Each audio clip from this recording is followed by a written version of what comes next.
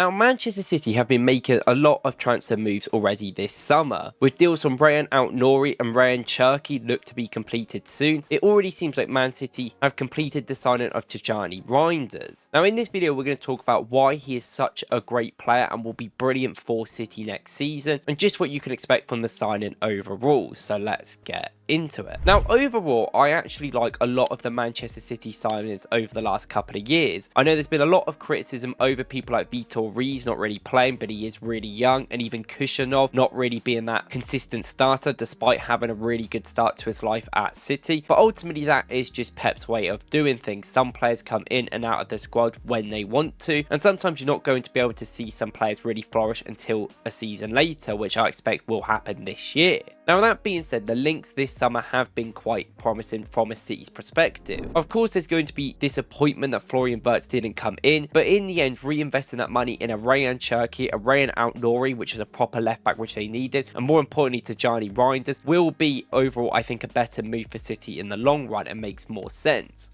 Now, overall, Tijjani Reijnders is one of the most unique midfielders in European football. As someone who is definitely more impactful on the ball than off the ball, he's been playing for an AC Milan team that aren't brilliant at keeping the ball and aren't brilliant at attacking overall without him in the squad. And he has had to do a lot of that heavy lifting with Rafael Leao being in and out of the team every single week. Now, what this has meant that over the time of Reijnders' career and his time at AC Milan, he's actually been moving further and further up the pitch. He necessarily wasn't a DM or a defensive player before, but he was someone that you wouldn't see really push into that final third consistently. He would get up there a few times, but he was more of that facilitator player before becoming the main man this year, making them runs into the box. And as a player, he has been really prolific at doing this. He has 17 goal contributions this season, scoring 10 goals in the Serie A with 4 assists. And a lot of the goals that he scores is when he peels off the defender and runs from deep into these channels and comes kind of later in that second phase of play. And he runs brilliantly, carries that ball and can finish really good down low. And one-on-ones, he's quite good, but I think he's quite nippy in the box and gets his shots away quite early, which surprises a lot of people. And he does get a lot of power around his shots, but there is a lot of precision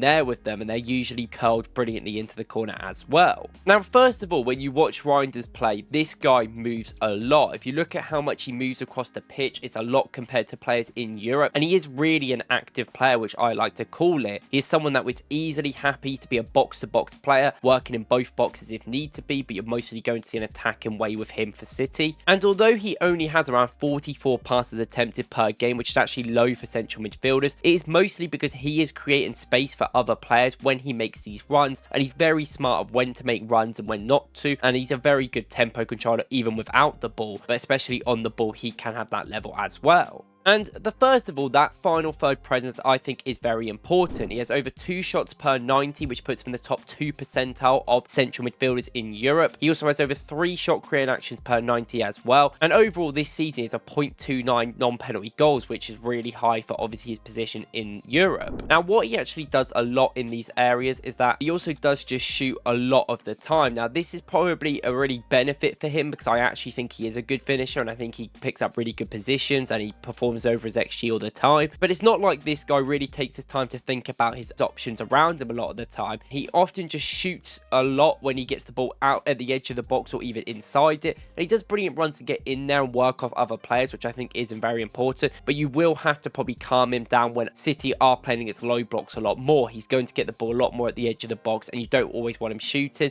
but that X factor there is going to be important.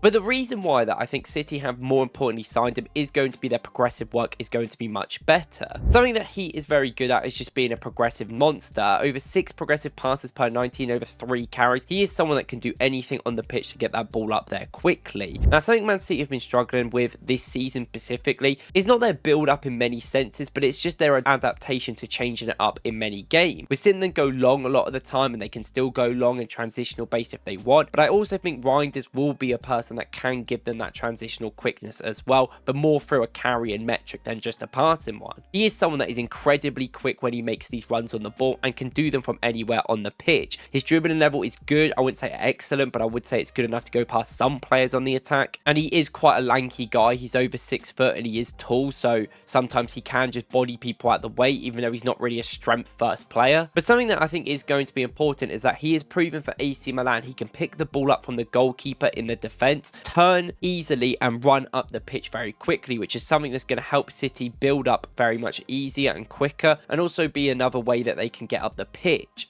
We have seen City this season really struggle against high-pressing teams because of the adaptation of someone like Gundogan or even Kovacic in midfield to get back and sit in a 2 with Rodri and then switch to be pressing really high up the pitch is not just good enough. They cannot cover that ground, which Reijnders will be able to. And even then, you don't really see people like Gundogan be able to really affect the attack and help the attack when the ball is kicked really long transitionally. But Reijnders has that running off the ball where he will be able to help people if he can be that late, deeper run in the second phase. And I do think it gives Man City a little bit more ability to be transitional, but also change their tempo up a little bit. He's going to be better on the ball and keep it in many ways. And that is the thing with Reijnders. He's a player that can dictate the tempo of the game via different methods. He do short to quick passes, but also run with the ball, which we've said. But he also makes ideal runs off the ball, I think, which give people space around him. You'll see Rodri have a lot more freedom, which you want in that team. And I liked Nico Gonzalez because I think Nico Gonzalez did a lot of this. I know people are going to say he's the 6th backup, but I've always thought he can be more of an 8, and he was at Porto at the end of the day. But Reijnders is probably the better fit for City overall because he's not someone that needs the ball a lot to be effective. He can make them runs off the ball and get into the box out of play, so to speak, and prop up in them big moments for that X factor time while also doing the other work if needed.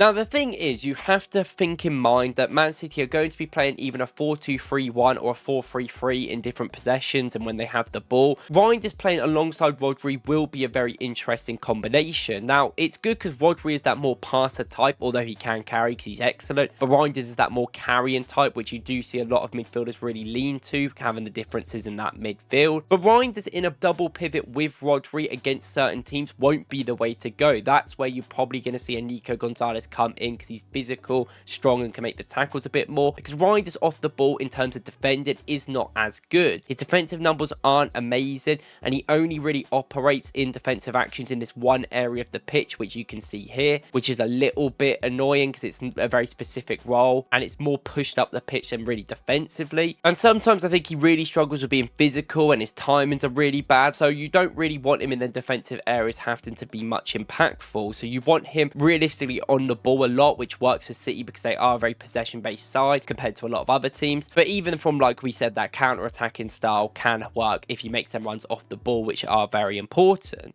And overall, from a City perspective, it makes complete sense because they've been looking for more legs in that midfield, more ability to progress the ball quicker, and be able to have someone that kind of just covers the gaps which they need in midfield without Rodri being there. Reijnders, I think, does that probably better than everyone. He is so good off the ball of just running around and creating space and creating area and closing gaps for the areas to get into. And I do think from City's perspective, just having more legs in there, we say it is all the time and it is maybe quite easy to say, but it will help with him in there. They're not really too worried about the defensive aspects of it with Rodri coming back, and I think that is fair enough. And I think for the price reported, it's actually a very good deal overall because he had a long contract. He'd only just joined them recently, but he is also in his prime. He's 27 in a couple of weeks' time, so this is really his last big move to help City and for his career as well. Let me know what you guys think about this in the comments. If you want me to do any other City videos about Cherki or Outdoory or anyone else, let me know as well because I will really consider it. But I appreciate you guys as always, and I'll see you in the next one.